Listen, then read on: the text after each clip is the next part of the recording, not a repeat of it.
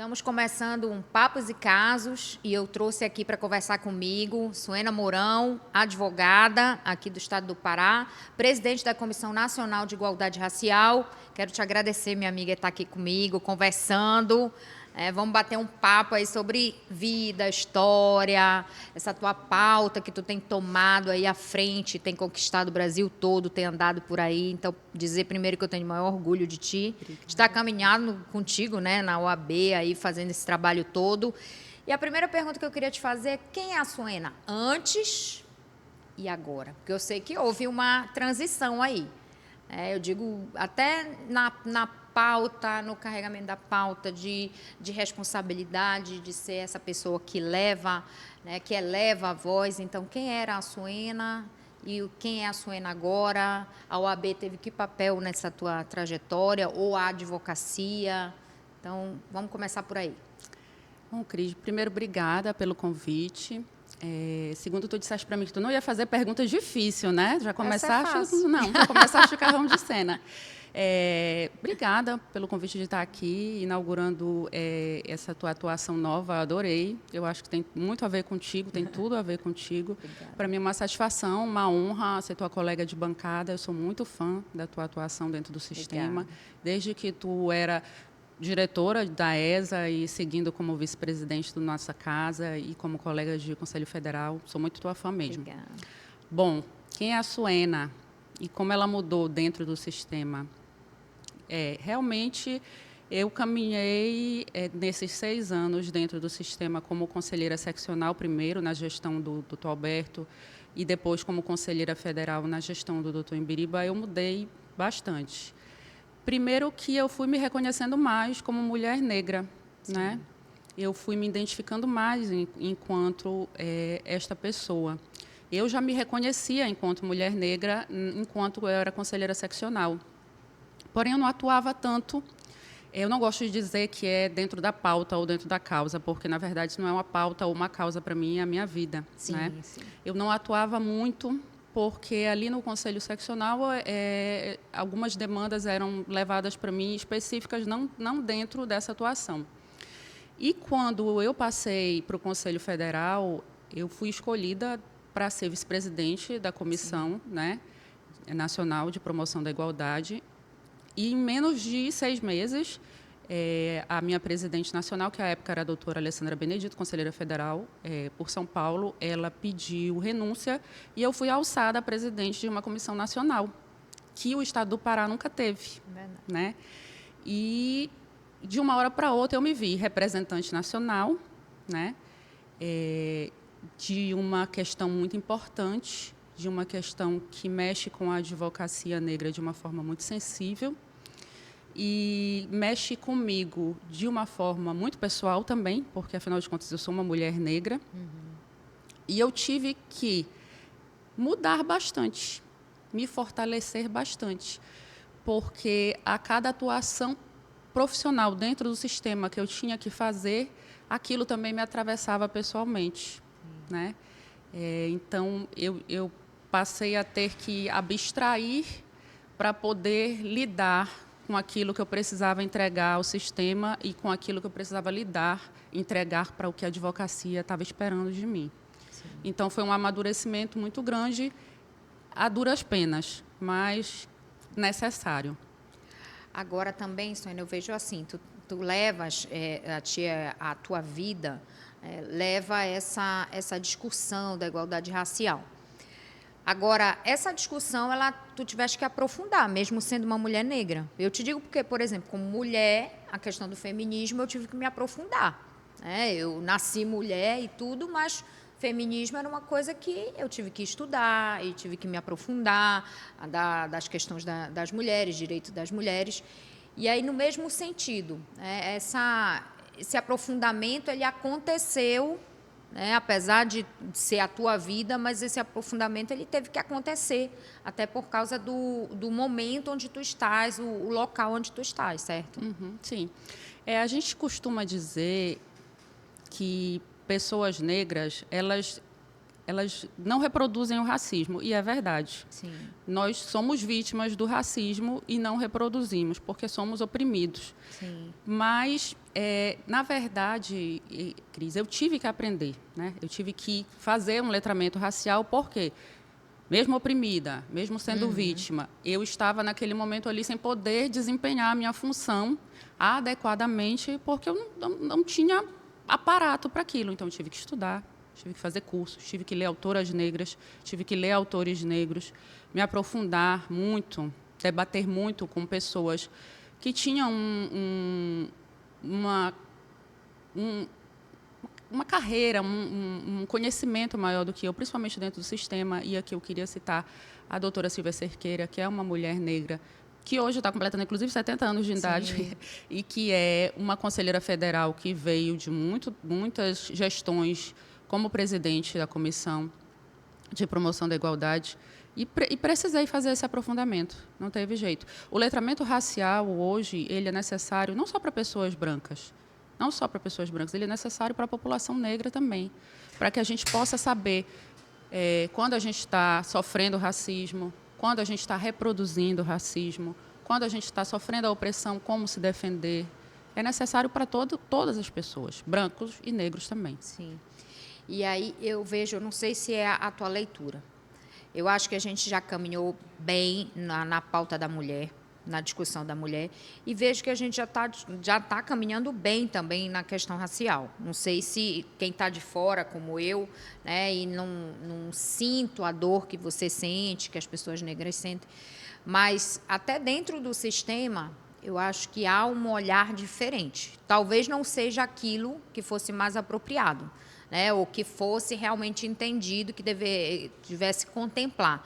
Mas acho que caminhamos com a pauta da mulher e acho que estamos caminhando com a pauta, né, da igualdade racial. E por que eu te digo isso? Porque é visível, até pela tua participação que eu vejo e que você posta nas redes sociais, você caminhando o Brasil em vários eventos que vão tratar da questão racial, né? Tanto das mulheres quanto do homem, da população negra. Então, a partir daí, eu acho que há uma visibilidade, sim, o que talvez lá atrás a gente não visse tanto. E hoje a gente começa a ver mais, tratar desse assunto, tocar nesse assunto, né? Parar para falar. Então, essa é uma realidade Brasil, ou tu achas que ainda tem locais que a gente ainda não conseguiu furar, assim, e realmente tratar dessa pauta? A pauta racial ela é realmente uma pauta muito indigesta, porque ela trata de questões de pessoas que foram, por séculos, Sim. descriminalizadas e relegadas, né? Só que ninguém quer ser taxado de racista. Ninguém quer, né? Antes, porque era desconfortável. Sim. Hoje, porque é crime. Né? Então, ninguém quer. E a OAB, como Casa da Democracia, como Casa da Cidadania, ela tem por obrigação, né, combater esse tipo de coisa.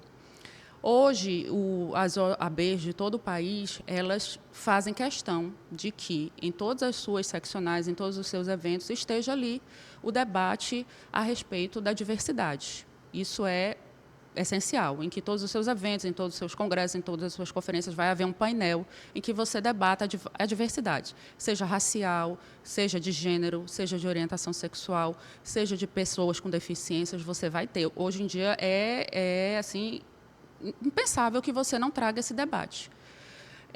Porém, existem sim, locais em que você não consegue esse acesso, com desculpas das mais variáveis, e eu considero desculpas mesmo. Ou não sobrou espaço, não tivemos essa possibilidade, não tem esse público.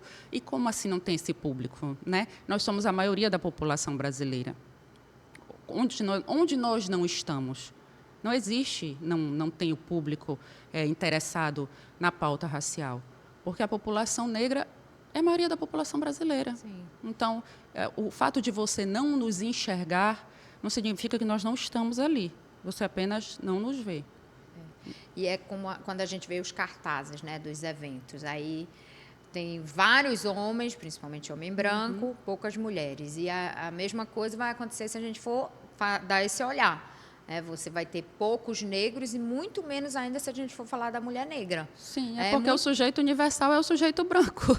E aí você ainda tem essa questão, eu não encontrei ninguém que falava sobre isso, eu não conheço ninguém que trata desse assunto, o que é impensável você falar sobre isso hoje em dia. Impossível. Vamos falar de advocacia.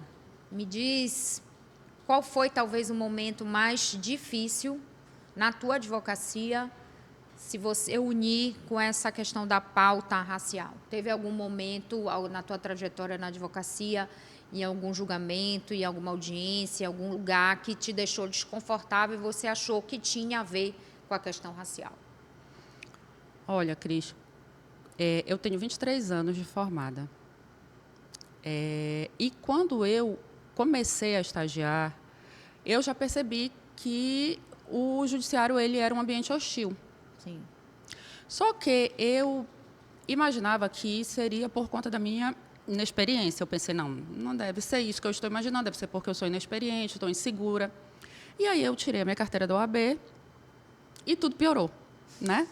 Eu comecei a ter mais experiência e comecei a perceber o que realmente era, né? E aí passei a ver o porquê eu era sempre barrada na porta, por que eu era sempre confundida com uma parte, por que os serventuários da justiça, e isso do serventuário da porta, do cartorário até o magistrado, me chamavam de mocinha, moreninha, garotinha, enquanto a minha colega branca era chamada de doutora. Né? E estes são momentos que são violentos. Com certeza. São violentos. E eles são rotineiros. Então, não posso te dizer que este foi o momento que foi mais difícil para mim, porque é um momento que eu vivi desde que eu era estagiária e continuo vivendo até agora. Sim. Até agora. Veja, hoje eu sou uma advogada com 23 anos de formada. Eu me visto de uma determinada forma como advogada para ir ao tribunal. Às vezes eu estou com meu black solto assim, volumoso. Às vezes eu estou com meu cabelo coberto por um turbante, que eu sei muito bem quais são as forças que eu estou acessando quando eu os cubro com um turbante, mas da mesma forma eu vou sofrer olhares, da mesma forma eu vou sofrer questionamentos, mesmo de terno, mesmo de turbante. E eu sei o que é isso. Eu sei o que é isso. Então, eu não tenho como te dizer, Cristina, teve esse momento, porque são todos os momentos. São todos os momentos. E aí vem uma coisa que eu falo muito quando a gente está falando de mulheres, que é a necessidade da gente ter todas as mulheres com a gente, porque eu falo como uma mulher branca, então tem certas dores que eu nunca passei. Mas tenho relatos de colegas, quando a gente está falando de violação de prerrogativas, exatamente nesse sentido, de serem confundidas com a cliente, dizer a sua advogada veio, e na frente da parte, por exemplo. Então, é por isso a necessidade da gente ter sempre essa integração ou pluralidade entre várias mulheres, e aí falando de mulheres especificamente, para a gente tratar dessas dores. E isso causa um impacto muito grande na jovem, porque lá atrás a gente vai olhar quem era a representatividade, até de mulheres como um todo. E aí era sempre difícil para a mulher se ver em alguns espaços porque não havia essa representatividade. Hoje, quando você tem a questão até da cota de 30%, para a gente ocupar os espaços ali, quando a gente está falando da questão racial, você tem, querendo ou não, uma representatividade. Pessoas que podem se ver ali representadas. Essa cota de 30%, ela chegou um momento, assim como a gente trabalhou lá atrás para que a cota de 30% para a mulher virasse paridade, hoje em dia ela também é uma pauta necessária. Que você aumente esse quantitativo por causa da representatividade e das dores que se traz junto com essa representatividade. E se a gente for ver o nosso censo, ele diz que a maioria é de jovens e mulheres. E aí a gente vai ter as mulheres negras.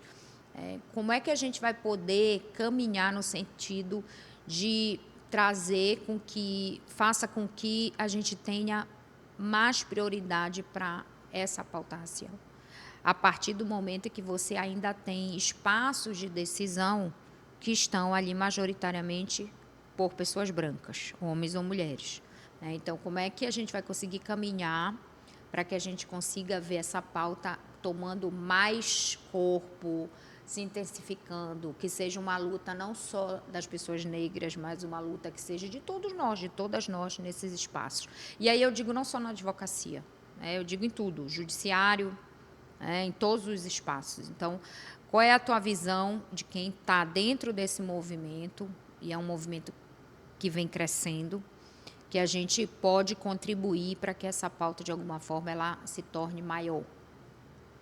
Olha, Cris, hoje eu estou ocupando um espaço de poder e decisão, que é o Conselho Federal. Sim. É um espaço importante, né? São 6 conselheiros federais representados por cada estado, então é um número muito pequeno. Eu estou lá por quê? Por conta do meu trabalho, por conta da minha representatividade na advocacia, sim, ok. Mas eu também estou lá por conta de uma política afirmativa, que é a cota racial, né? Então, ela tem o seu valor.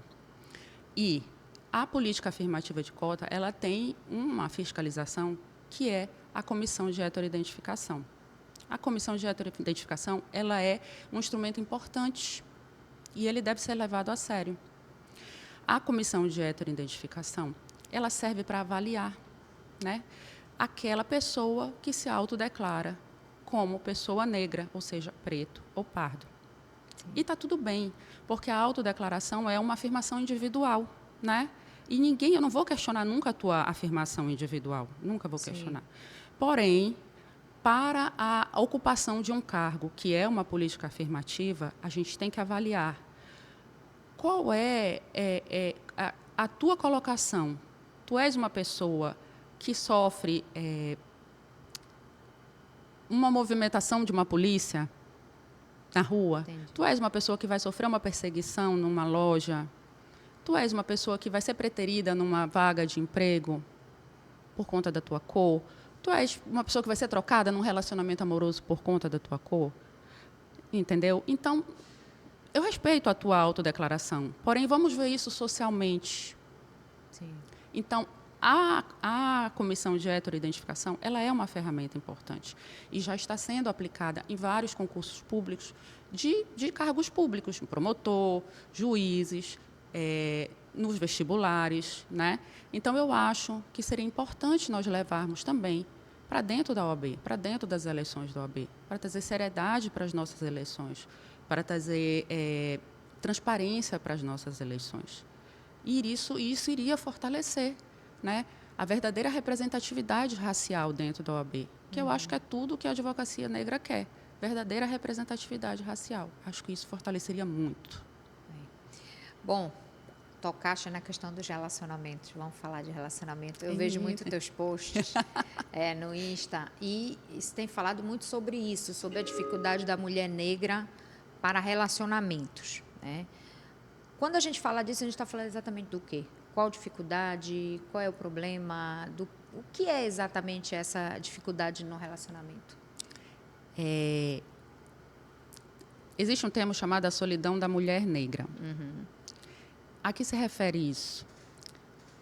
Existe um termo muito conhecido e muito doloroso também, que diz que a mulher branca é para casar, a mulher parda, ou mulata, no meu caso, é para transar, e a mulher negra, que é a retinta, é para trabalhar. Então, simplificando, é isso. As mulheres negras, elas não são escolhidas para relacionamento. E quanto mais escuras elas são, mais elas são preteridas.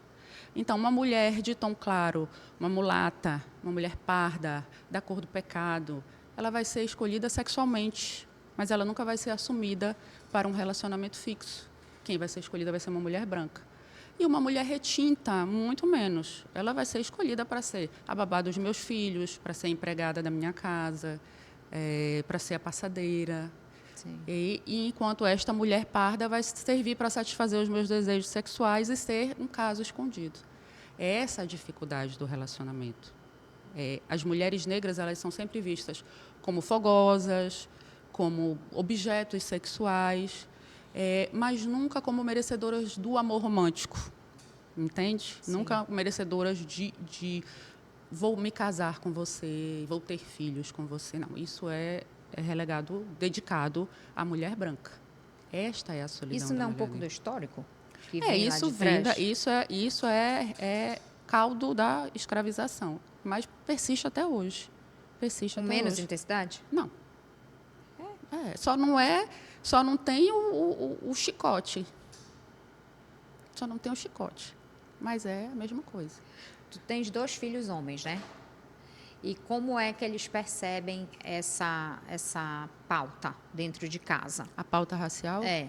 os meninos eles são bem letrados porque eu converso o tempo todo. Talvez até de uma forma bem positiva, confesso, né?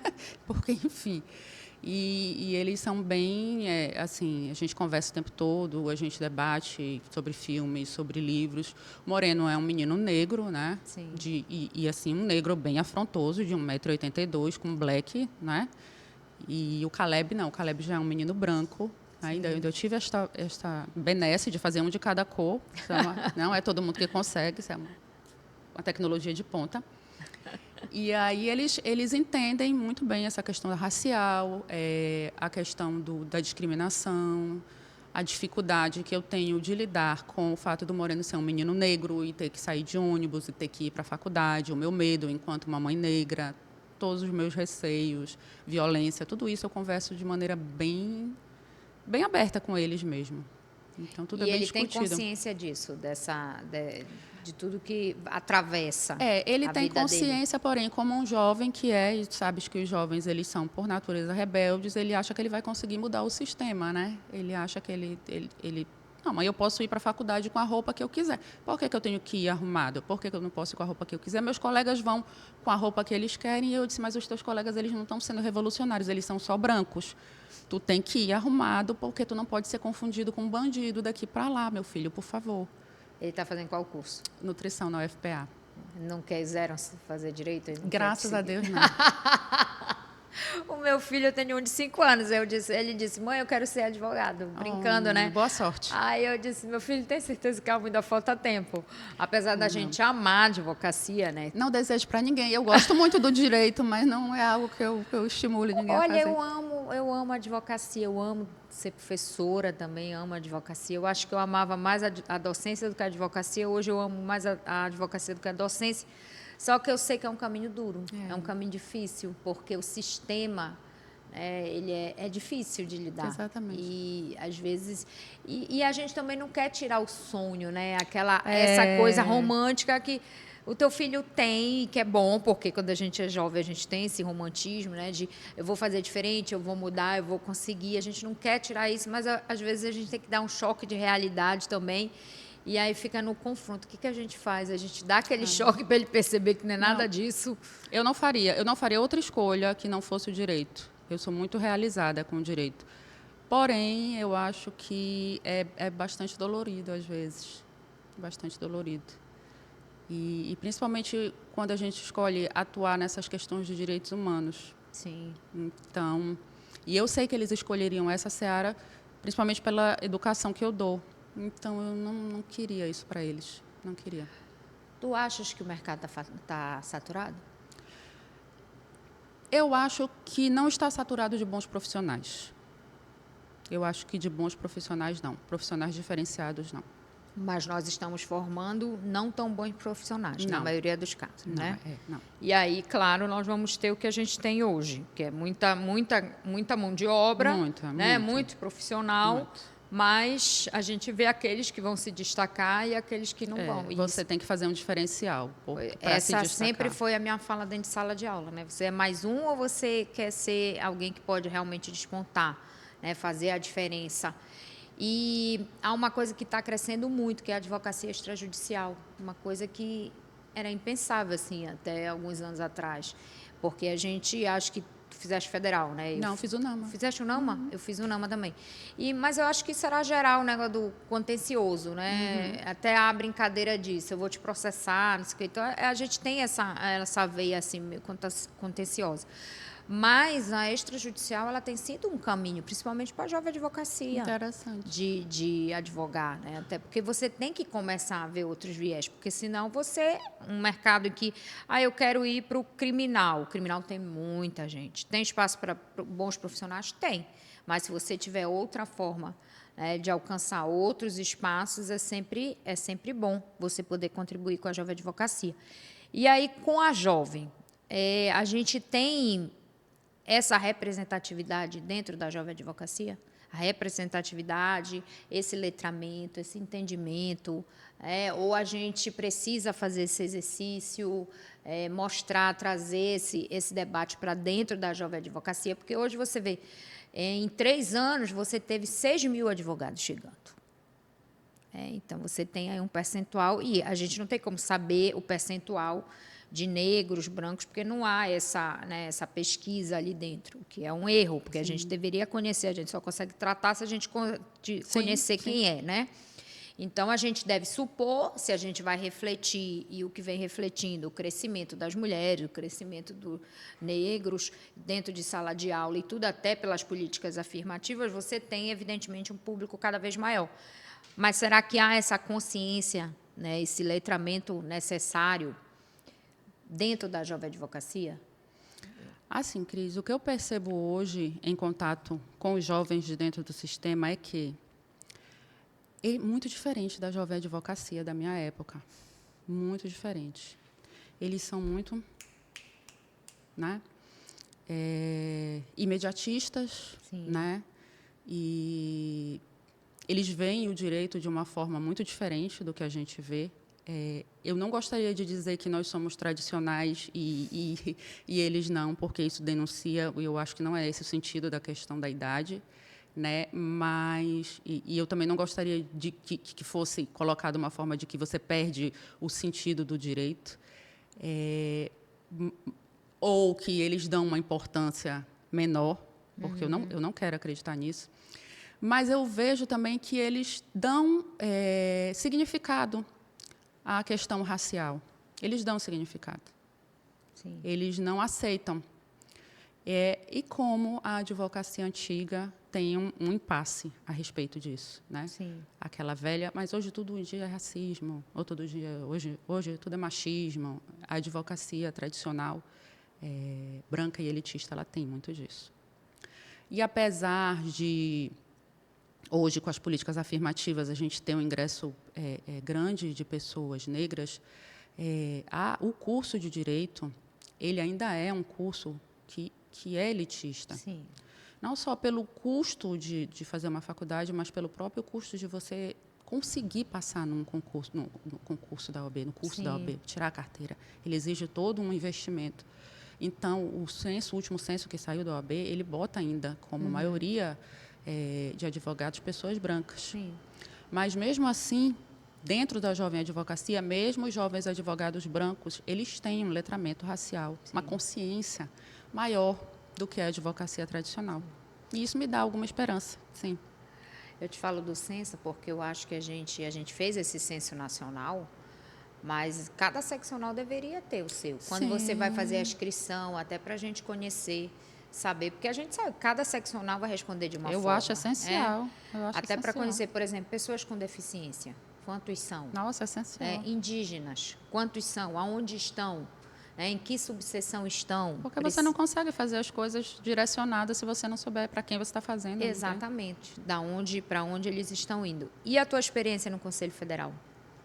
Como é que tem sido? Era o que tu esperavas? Como é que é? Olha que pergunta difícil, né? Como é que eu respondo sem me comprometer? Olha, Cris, o que eu posso dizer do Conselho Federal? Eu fiz muitas amizades, conheci muitas pessoas que eu pretendo quero muito levar essas amizades para a vida. Entendi muito sobre política de ordem. Nesses 3 anos eu entendi mais de política de ordem do que eu acho que se eu passasse 10 anos na seccional. Foi um aprendizado para mim. Cresci muito de entendimento político. E eu acho assim que foi só ganho. Vi o quanto é difícil fazer a advocacia a um nível nacional, né? A gente pensa, quando a gente está aqui no Estado, que, poxa, tudo se resolve, é falta de vontade, por que não fazem? E não é assim, não é assim, né? Nem tudo depende do do conselho daqui, do presidente Sim. daqui, né? E precisa muita movimentação, precisa muito suor, muita batalha política, né? Mas eu acho que foi só ganho, né? Um pouco de cansaço, né? Um pouco de desgaste familiar, porque os filhos cobram a ausência, muito, muito mesmo, né? Mas eu acho que eu cresci pessoalmente. Eu não posso dizer que eu cresci politicamente ou como advogada. Eu acho que isso aí cabe a outras pessoas analisarem, né? Mas, pessoalmente, eu acho que eu cresci. Para mim, valeu a experiência. Para mim, valeu. E o que a gente vai esperar aí da Suena agora? Ah, não, isso é surpresa. Não, não pode ter que falar um pouquinho aí. OAB, o quê? O que nós vamos aprontar? Eu tô esperando aí meus convites, esperando o convite. Tu tem algum convite para me fazer? Eu tenho vários. Então convida. Mas não posso falar aqui na frente. Olha, eu já vim para este convite que você me convidou. Olha, eu estou pronta. Você me convidou, eu vim imediatamente. Eu nem pensei. Eu acho que o maior convite, eu acho que é a gente intensificar essa questão das lideranças femininas. Nossa, eu estou dentro. Sabe? Pode contar comigo. Em todos os polos, não digo só, e por isso que a ideia do podcast não é só jurídico, sabe? É conversar e não só com mulheres, com homens também, mas com prioridade de mulheres, mas para a gente conhecer realmente onde estão as lideranças, entendeu? Acho A ótimo. gente tem tantas mulheres que querem um momento assim para elas poderem expor, conversar e mostrar que elas podem ser líderes, né, nos seus espaços. Eu acho que essa tem que ser o nosso maior convite para nós mesmos, estarmos cada vez mais elevando uma outra e trazendo e formando lideranças, né, em todos os espaços. E a gente precisa começar a ter mais juízas, mais desembargadoras, ter esse espaço sendo tomado também por essas mulheres e mulheres negras, para que a gente possa efetivamente conversar sobre as nossas dores, né? O que a gente tem aí de dores que vão ser compartilhadas, porque é difícil quando os espaços de decisão estão sendo tomados por homens para as nossas dores, porque eles não conhecem Fica nossas difícil, dores. né, as decisões, A mesma assim. coisa, tomarem decisões pelos homens e mulheres negras quando não conhecem as dores. Então, acho que a gente precisa desses espaços, né? E a gente precisa também, eu acho que de um fortalecimento dessa liderança feminina efetiva. Quem está disposto, porque é o que tu dizes, você abre mão. Você abre mão de muitas coisas.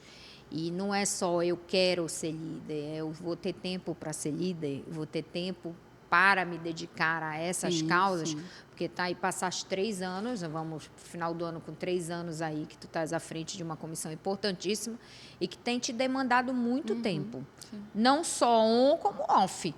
Às vezes é no celular, você está ali resolvendo, discutindo, aí acontece uma pauta, acontece um problema, aí te demanda. Nossa, bastante. E aí você tem esse tempo e a gente deixa casa, deixa o escritório, Tudo. Deixa a nossa vida. A OAB, na verdade, ela te tira ganho, porque tu para de trabalhar para te dedicar. Isso é verdade. Mas eu acho importante, Cris, tu falaste uma coisa agora, e eu acho importante a construção de redes, na verdade, né? Porque, olha só, quando eu fui para o Conselho Federal, aí começou aquele negócio, é a primeira conselheira negra eleita pelo Pará. Sim. E eu odiava isso. Sério? Nossa, eu odiava. Eu digo, que a primeira que eu não quero ser a primeira nada. Eu não quero ser a primeira nada. Aí depois, com o passar do tempo e com a maturidade também, né? Aí eu fui percebendo que, não, peraí, mas todo caminho... É um ponto positivo. Todo caminho ele tem que começar de algum ponto, né? E aí vinha a Tati, né, que é presidente da Jovem Advocacia, ela olhava para mim e ela dizia assim, tu me inspira, não sei o quê, não sei o quê. E eu disse, olha, tu queres saber de uma coisa? Eu não quero realmente ser a primeira nada, mas como todo ponto tem que começar, toda caminhada ela tem que começar de algum ponto, eu vou aqui fazer isso aqui, vou capinar este caminho bem aqui, vou abrir essa juquira, né, que juquira é um mato alto, vou abrir essa juquira aqui e tu vens atrás de mim. Aí tu faz o quê? Tu joga o cimento, tu faz a rua para não crescer mais mato nenhum. E que tu possas vir depois, tu e tantas outras quanto quiserem, por cima desse caminho que foi capinado, que foi asfaltado, para que a gente possa seguir.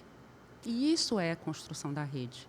Uma abre, a outra asfalta e todas as outras vêm seguindo pelo caminho. E esse é o objetivo que a gente tem que fazer. Bom, a gente está se caminhando aí para o final, mas eu queria falar uma coisa muito importante. Esperança Garcia. Qual o significado da Esperança Garcia para nós, mulheres, dentro da advocacia? Nossa, absolutamente empolgante aquele momento no Conselho Federal, quando o presidente Beto declarou Esperança Garcia a primeira advogada negra. Sim. Primeira advogada do Brasil, na verdade, doutora Esperança Garcia. O que foi aquele momento? Para a advocacia, e especialmente para a advocacia negra, e especialmente para a advocacia feminina. Naquele momento, o presidente Beto estava falando ali para a gente que a OAB ela tem um objetivo maior, Sim. enquanto instituição, de defender a equidade racial, de dizer, olha, está aqui. Eu estou mostrando para vocês que, enquanto OAB, eu concordo que esta mulher, uma mulher negra, escravizada, sem nenhum conhecimento, apenas a sua seu poder, porque ali foi um poder muito grande, de estratégia política muito grande, Sim. se movimentou por ela e pelos outros que estavam ali com ela e pediu, numa articulação inteligentíssima, e conseguiu o seu intuito. E eu estou valorizando isso, celebrando e reconhecendo isso. Então, ali naquele momento, o presidente Beto, ele falou para a gente que a OAB, enquanto instituição, estava valorizando o poder político daquela mulher. Sim. Então, para nós, advogadas, mulheres e advogadas negras, foi um sinal muitíssimo importante de que a OAB reconhece o nosso valor. Para mim foi... Eu me arrepio todinha, porque para mim foi... Eu não conseguia, fiquei absolutamente empolgada. Eu não sabia nem... Não conseguia nem reagir, Cris. Não Foi conseguia lindo, aquele dia foi lindo. Doutora Muito. Silvia chorando. Nossa, e o resultado de uma batalha de anos Sim. da Silvia Cerqueira. Com ela. Resultado Que de pavimentou. Sim. Né, esse caminho, a Silvia pavimentou e é uma querida para nós. Sim. Eu queria te agradecer, Suena, por estar Nada, eu aqui, que te esse agradeço. papo, tá? Falar um pouquinho de ti, falar um pouco dessa pauta. Dizer que, para mim, é muito importante. Isso aí. A gente precisa estreitar esses laços, fazer Obrigada crescer. por ser aliada, viu, inclusive. Estou e sou aliada, porque a gente precisa efetivamente pavimentar espaços. Os locais não são nossos, a gente passa. A gente tem que passar sempre fazendo o melhor para aqueles que vêm depois da gente, né? Que virão aí depois da gente. Então, te agradecer o teu tempo e dizer que foi ótimo estar aqui contigo. E eu já te disse, tenho muito orgulho da conselheira federal e da Suena, da advogada paraense que você se tornou. E aí, te digo que hoje você é maior que o cargo que você ocupa, mas com certeza absoluta. Obrigada o cargo pelo vai carinho. passar e a Suena Mourão vai continuar aí grande. Obrigada Pela tua presença aqui. Obrigada pelo viu? convite. Conte comigo, viu? Para fazer essa rede, o que você precisar. Foi isso, gente. Obrigada e até a próxima edição aí do nosso Papos e Casos.